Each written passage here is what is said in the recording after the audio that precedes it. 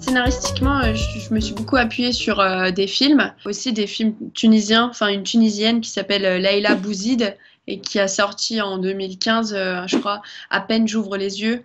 Fatima aussi, ça m'a pas mal influencé. La source des femmes aussi. En fait, pour le scénario, vraiment, mes bases pour construire, c'est vraiment les films. Mais c'est vrai que je m'inspire moins de la BD pour écrire un scénario. Après, bon, c'est mon premier projet, donc j'ai pas tellement d'autres exemples. Et j'ai travaillé beaucoup aussi avec les personnages du film Wajda de Haïfa Al-Mansour. C'est un des premiers films réalisés par une femme saoudienne. Bah, c'est le premier film saoudien d'ailleurs réalisé par une femme saoudienne. C'est l'histoire d'une petite fille qui veut faire du vélo. Donc ça se rapproche sensiblement un peu de ce que Nour cherche à faire, sauf que c'est avec la voiture.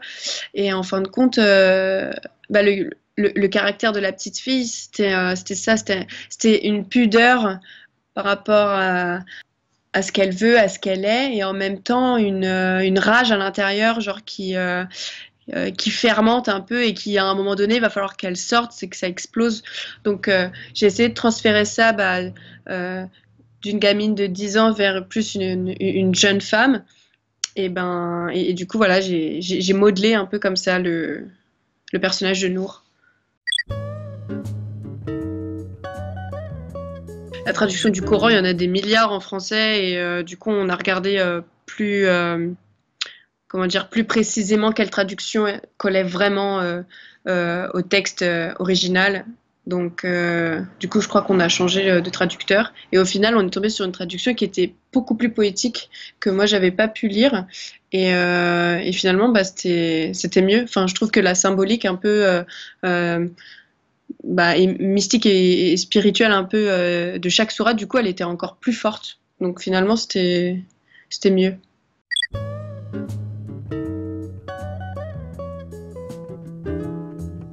C'est une auteure allemande qui s'appelle Birgit Wade.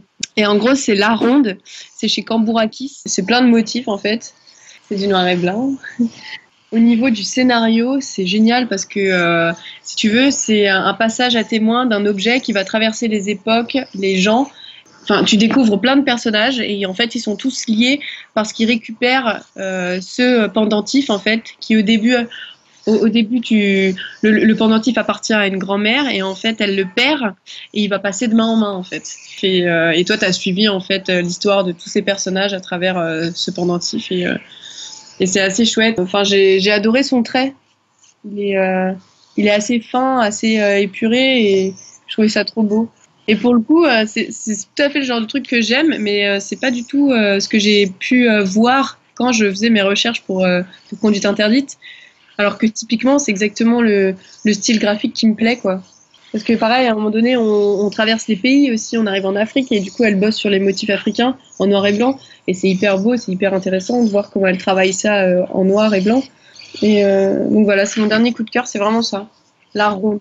J'ai rencontré un auteur aussi qui, lui, il est chez Varoum, et il s'appelle Lénaïque Villain. Et en fait, ça s'appelle Bon baiser d'Iran. Ça fait un peu Riyad Satouf, hein. Mais je trouve que pour le coup, pour une colo numérique, il a fait un choix de camailleux de gris or. C'est assez beau. Et en fait, il raconte son voyage en Iran avec sa meuf. Et du coup, tu as une espèce de point de vue comme ça interne des Iraniens sur l'Occident et de lui-même qui se remet en question par rapport à tout ce qui s'était projeté de l'Iran, qui en fait a rien à voir avec ce que nous, on nous vend en Occident. Et du coup, c'est chouette. Genre une petite immersion en Iran, c'est pas mal du tout. Et l'édition, elle est assez belle. Tu vois, il y a un petit doré marron comme ça qui est super beau. Tout à l'heure, je vous parlais de Simon Roussin et de son travail au feutre.